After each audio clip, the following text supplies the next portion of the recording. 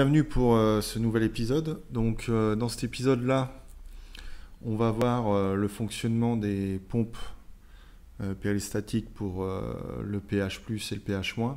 Donc, au même titre que le chlore, c'est important de bien y réguler. D'une part, pour avoir une eau bien propre et aussi pour la durée de vie de votre volet de piscine. Donc, la première chose qu'on va faire, c'est aller voir nos entrées là, pH+, pH-, nos sorties, pardon. Donc KM5, KM6, on va aller voir directement là. KM5, KM6, c'est O1, O2 de notre premier additif. O1, O2. Donc on va aller les programmer tout de suite.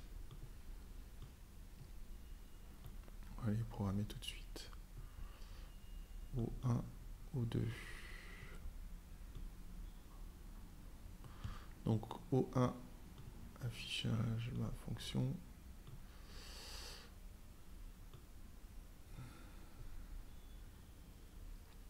Donc une sortie tout ou rien. Hein.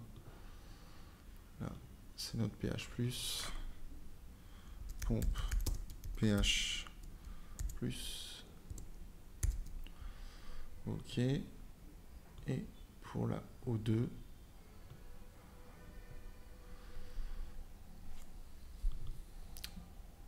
on va faire pareil. Pompe pH-, pompe pH-. Ok. Une fois qu'on a vu ça, qu'est-ce qu'il va falloir pour réguler notre pH? Du coup, quand on a décrit un peu l'install, là, on a dit qu'on mettrait un capteur de pH. Donc, avant de regarder l'entrée, on va rapidement regarder comment il fonctionne. Donc, ça ressemble à ça, un capteur de pH. En général, il ressemble à ça. Ce qui est bien, c'est qu'il y a un pas de vis qu'on peut visser sur le porte-sonde qu'on a vu là. Et là, il y a une petite membrane qui va capter le pH. Donc, comme le capteur d'hygrométrie, alors après, ça dépend ce que vous prenez, mais bon, celui-là, en l'occurrence, il fonctionne comme ça. On l'alimente en 0,24 volts et il nous renvoie une information en 420 mA. Donc, on va regarder où c'est qu'il se raccorde. Il se raccorde le capteur pH en IE.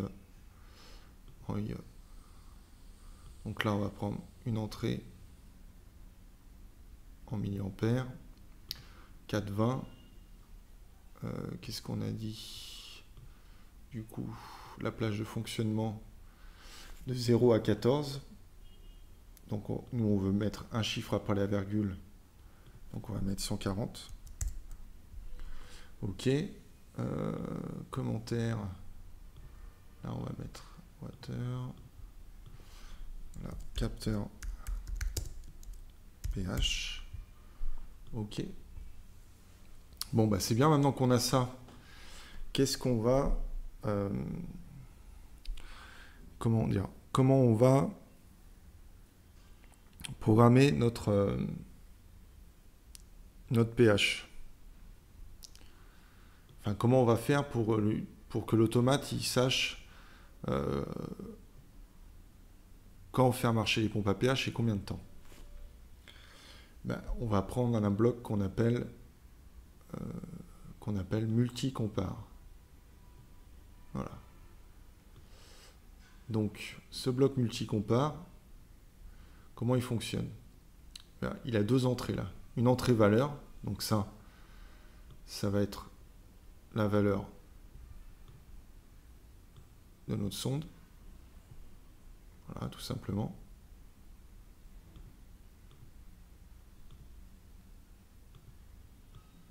La valeur de notre sonde.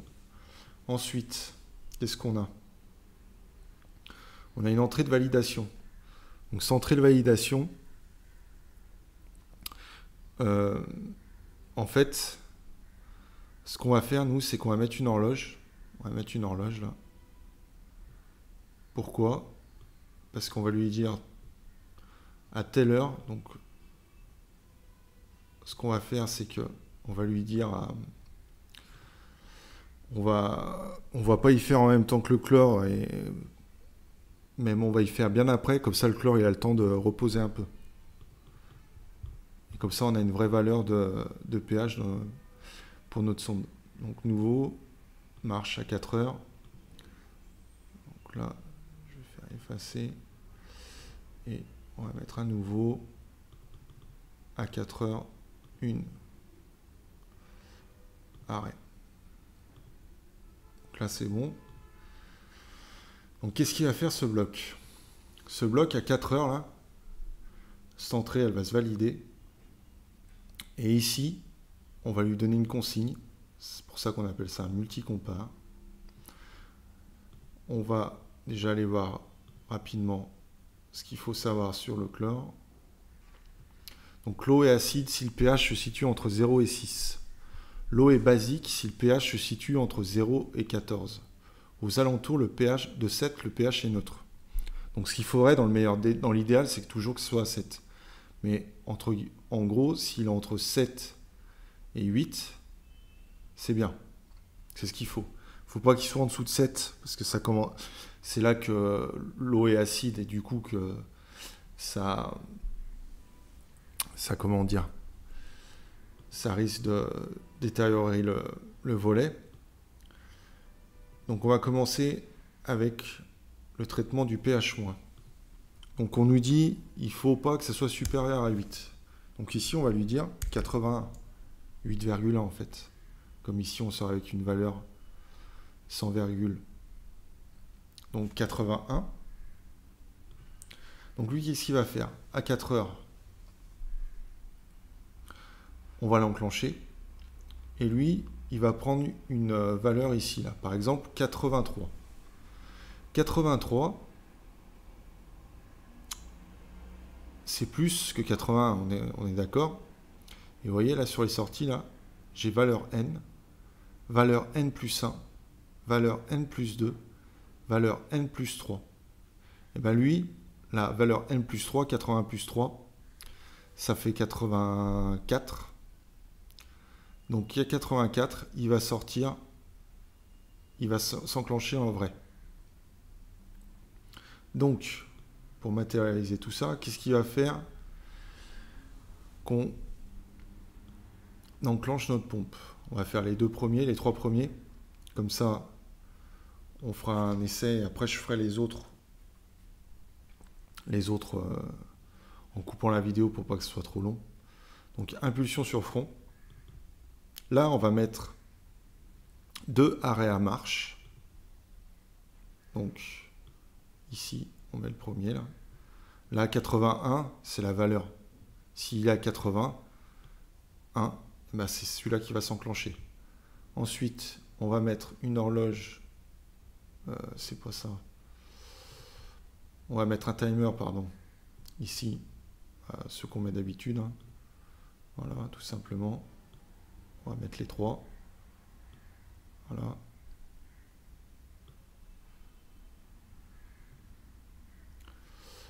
Impulsion sur front. 2 arrêts à marche, c'est parfait. Voilà. Ici, on est bon. Voilà. Et on va faire une troisième pour l'exemple. Enfin, pour la petite simulation qu'on va faire après. Impulsion sur front.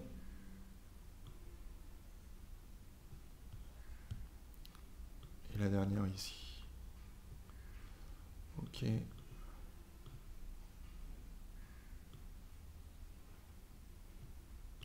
Donc ensuite, ce qu'il faut, c'est savoir la quantité de liquide qu'on a besoin.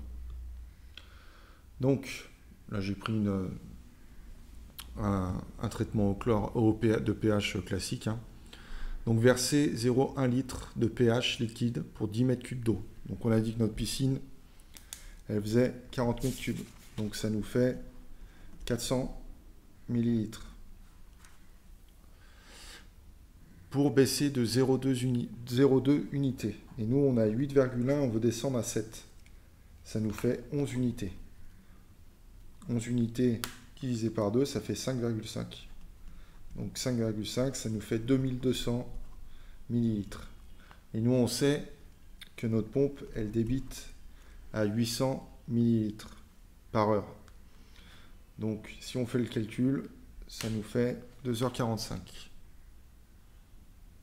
Ça, les calculs, vous les ferez suivant le cubage de votre piscine et tout ça. Mais pour notre exemple, c'est comme ça. 2h45. 2h45. Donc là, on met bien la sauvegarde sur coupure. Et là, on va mettre pH 8,1. Afficher le commentaire. Après, ensuite, pour un pH à 8,2, c'est 3 heures.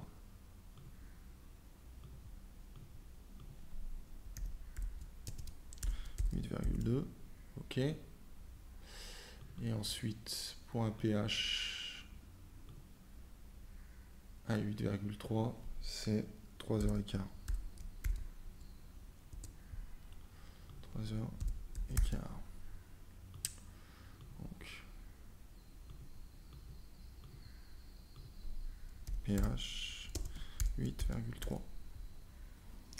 Ok, donc là, on est d'accord que si on a un pH de 8,3, ici ça va sortir et ça va nous dire, ça va dire à ce timer de se mettre en route. Ce qu'on va faire, on va mettre un coup de simul. C'est encore le mieux qu'il y a à faire. Donc, déjà on va regarder notre sonde si ça fonctionne correctement. Et là, j'ai pas dû faire la mise à l'échelle. Donc, on va retourner sur notre sonde, mise à l'échelle. Voilà. Donc,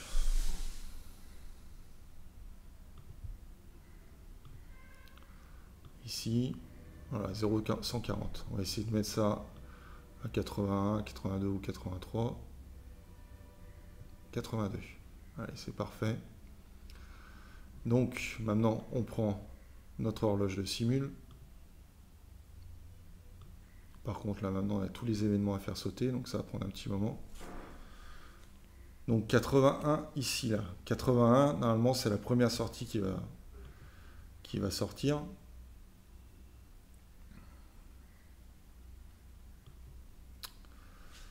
Et qu'est-ce qui va se passer? Donc, à 4 heures du matin, là, lui, il va s'enclencher. Et il va comparer. Il va dire 81. Et bien, 81, c'est ma valeur. Je sors ici vrai. Je sors ici vrai. Donc là, ici, ça va juste faire une impulsion. Et cette impulsion, elle va déclencher ce timer-là.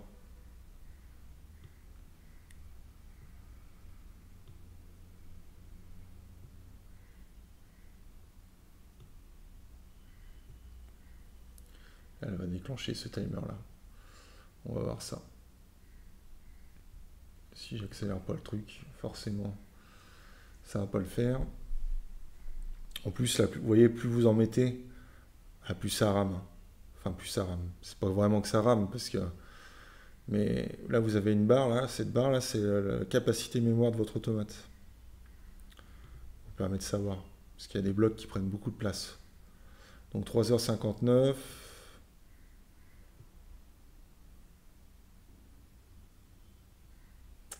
Voilà. Et vous voyez, du coup, on a activé notre sortie ici. Lui, il a donné l'impulsion. C'est ce qu'il faut. Et du coup, ça y est, notre pompe, elle commence à compter. Et au bout de 9000 secondes, 9000 secondes, ce qui nous fait 2h45, 2h45, ça va s'arrêter. Donc là, on est bon sur le fonctionnement. On est bon sur le fonctionnement. Ce que je vais faire, c'est que je vais programmer rapidement là, les 1, 2, les 5 sorties qu'on a en plus, avec nos 5 blocs. Et je vous retrouve tout de suite. Donc voilà, là, j'ai programmé mes autres blocs. Donc on va de 8,1 à 8,8. Donc il est évident que 8,8, 7,6, ça va vous servir, enfin, ça va enclencher normalement que très rarement. Ça va être soit 8,1 ou soit 8,2.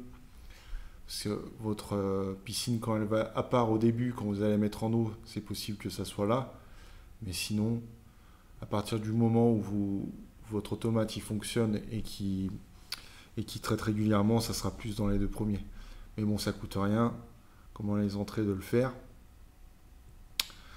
Du coup, qu'est-ce qu'il faut d'autre pour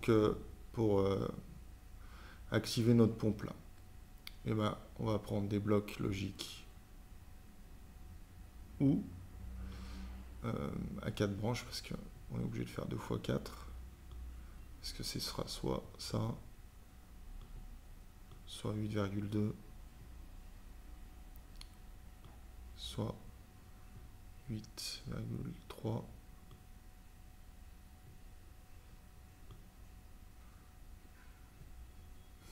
soit 8,4.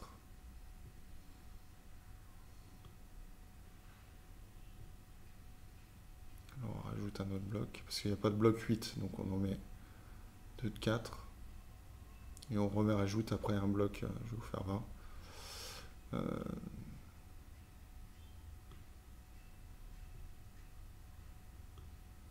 Tout simplement.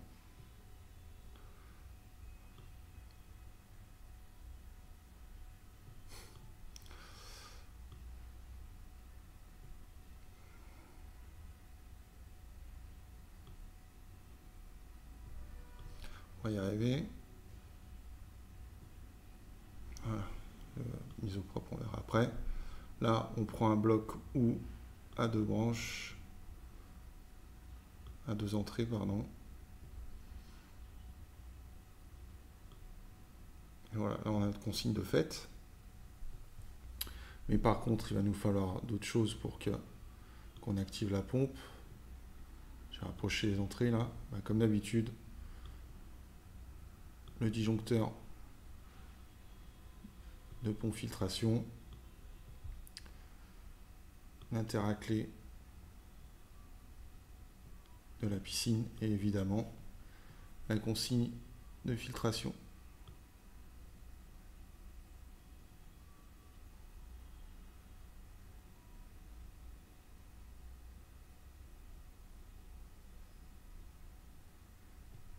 Et voilà.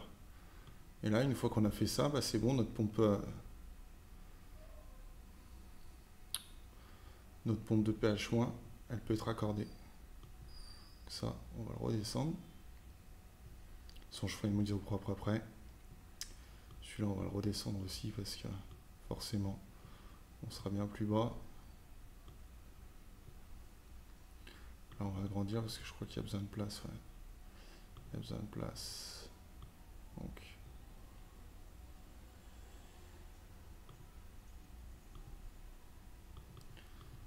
pour agrandir, vous vous rappelez, hein, on va juste tirer le tableau là en bas. Là, on fait une petite sauvegarde. De temps en temps, on y pense.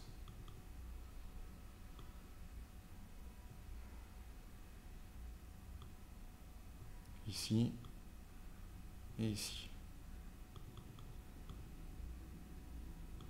Donc, qu'est-ce qu'on va faire maintenant?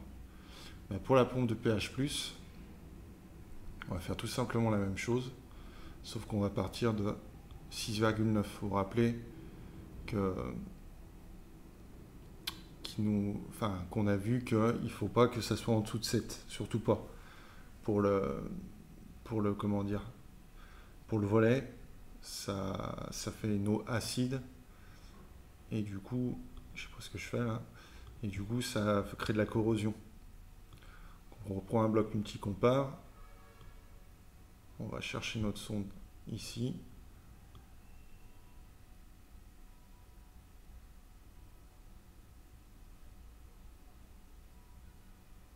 On va la raccorder là, c'est mieux.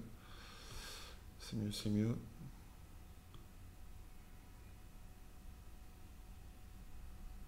Ici, je viens là, Et après, je lui dis ici, tu t'enclenches à 69. À 69. Donc ici, on reprend un timer, impulsion sur front. OK.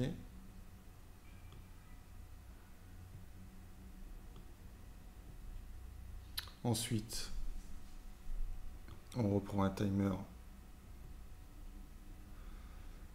classique. Et donc pour le pH-, pour le pH+, pardon, c'est exactement le même calcul à faire. Là, ce qu'on veut, c'est baisser de 1. Donc de 1, donc ça fait 200 ml, hein, tout simplement.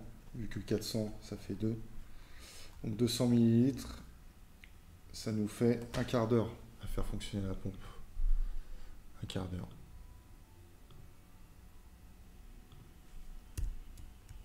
15, sauvegarde sur coupure secteur, y penser. Et là, on met pH 6,9. Voilà. Vous avez compris le principe. Ensuite, pour 6,2, pour 6,8, ça va être 30. Et puis 6,3, ça sera bien plus. Ça sera progressif. Donc là, ce que je vais faire, je vais programmer, parce que vous avez compris le système, il n'y a pas besoin qu'on le fasse ensemble, les autres blocs ici, là. Faire la mise au propre aussi. Comme ça, après, on fera un essai final de tout ça. On fera un essai final de tout ça. Donc, je vous dis à tout de suite. Donc voilà, j'ai fini de programmer les blocs pour le pH-. J'ai fait la mise au propre, donc la légende. On va aller voir le tableau maintenant. Alors le tableau, par contre, c'est balèze, quoi. Vous voyez? Donc, j'ai programmé le tableau. On va regarder, on va agrandir un peu. Voilà, ça nous fait quand même un beau bloc, quoi. Un beau bloc. Donc là, tout ce qui est pH+, et là, tout ce qui est pH-. On va aller voir vite fait de plus près, parce qu'en plus, je vous ai dit une erreur tout à l'heure. Je vous ai dit une erreur. Pourquoi? Parce que ici, le multi-compare, c'est que les plus, il n'y a pas de moins. Donc, en fait, on commence à 6,1, 6,2, 62, pardon. 62, 63, et on arrive à 69 en bas, au dernier cran. Donc là, c'est décroissant. C'est décroissant. Les horloges, hein, je veux dire. Vous voyez, en bas, on est à 15 minutes. Donc là, au contraire d'en haut, ceux qui vont plus nous servir, enfin le plus régulièrement, c'est 6,9, 6,8. Parce que tous les soirs, comme il va faire la compensation du pH, et ben, c'est ceux-là qui vont fonctionner. Donc on va mettre rapidement un coup de simulation pour voir, vérifier que ça fonctionne bien. On va déjà avancer un peu ça là. Je vais agrandir un tout petit peu. Voilà. Donc, on va prendre notre sonde et on va la mettre où ça tombe. Voilà, 6. Non. 65. On va aller voir. Donc 65. Ça tombe bien parce qu'on a fait le pH+. Mais on n'a pas vu le pH-. Donc 65 à 4h du matin. À 4h du matin, la sonde là, elle va dire 65 en haut. Ben, il ne va rien se passer parce qu'on n'a pas mis de... Donc il n'y a rien qui va s'enclencher. Mais là, à 65, on part à 62, 63, 64, 65. Donc 65, normalement, c'est celui-là qui va s'enclencher. 45 000, 44 500 secondes. Ça fait 1h15. 1h15. Donc on va voir si si ça s'enclenche bien. On va accélérer ici, là. 3h59. Et là, boum. Voilà. 3h59. Ça nous enclenche bien l'horloge. Là, c'est arrêté. Donc, là, le décompte, il commence. Et c'est tout bon. Vous voyez. Après, la filtration piscine, bien évidemment, il faut qu'elle soit en route. Le disjoncteur de pompe filtration. Et l'IAC piscine aussi. Mais c'est tout bon. C'est tout bon. Donc là, c'est bon. Et ben voilà, là, on commence à avoir un programme qui commence à vraiment tenir la route. Il ne reste pas grand-chose à programmer. Par contre, il y a un truc qui serait intéressant pour vraiment que notre comment dire, notre install elle soit vraiment autonome. C'est qu'on programme des alertes pour nous dire que ce bidon-là est vide et que ces deux bidons-là sont vides. Donc c'est ce qu'on va faire pour le prochain épisode là. On va faire ça tout de suite. Ça nous envoie une alerte sur notre téléphone, remplacer le bidon. Ça là c'est vraiment autonome, on n'est pas obligé d'aller voir tous les 3 jours pour voir si le bidon est vide ou s'il est plein. Voilà. Et ben je vous remercie de m'avoir suivi et je vous dis à tout de suite.